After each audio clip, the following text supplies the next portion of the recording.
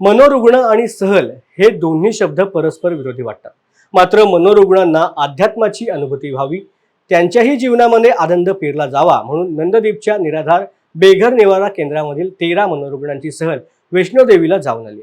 त्यांना आध्यात्मिक अनुभूती यावी यासाठी केलेला हा अभिनव प्रयोग निश्चितच मनोरुग्णांच्या जीवनात दिव्य प्रकाश देईल असा आशावाद मनोरुग्ण सेवक तसेच यवतमाळच्या नंददीपच्या निराधार बेघर निवारा केंद्राचे संदीप शिंदे यांनी व्यक्त केलाय. या केंद्रामध्ये 100 पेक्षा जास्त मनोरुग्ण असून त्यांची देखभाल संदीप शिंदे आणि त्यांच्या पत्नी नंदिनी करत असतात. मुंबई येथील छत्रपती शिवाजी महाराज चॅरिटेबल ट्रस्टने या मनोरुग्णांसाठी वैष्णोदेवीची सहल आयोजित केली होती. सहलीमध्ये सहभागी असणाऱ्या दिव्यांग महिलेने आपल्या प्रवासाची माहिती दिली आहे. पाहूया.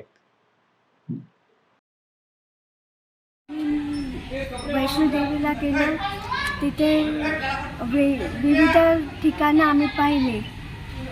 वैष्णोदेवीला डोंगरावर चढावं लागतं, डोंगरातून जावं लागतं. ती मौज आणखीनच होती. सगळेजण एक सोबत चालत होते आणि गर्दी एवढी राहत होती की एकमेकाचा हात एकमेकाला लागून जायचा. खूप मजा येत होती. चढताना थकवा येत होता, परंतु एक दैवी शक्ती म्हणा, देव आशीर्वाद दिल्यासारखा पाया एवढे काही दुखत नव्हते. पायाने साथ दिली आणि आम्ही देवीच्या गडावरती देवीचं दर्शन घेतलं.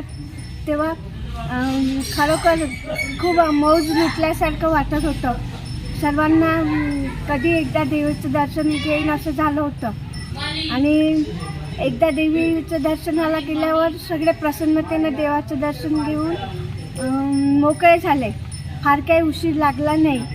मी 16 जाणे 16 येणे 32 किलोमीटर पायी फिरलो आम्ही. त्याच्यात आम्ही गाणे म्हणले, नाच केला आणि कोणी काही लोकांची शूटिंग घेतली, तर सर्व डान्स करणाऱ्यांची शूटिंग घेतली.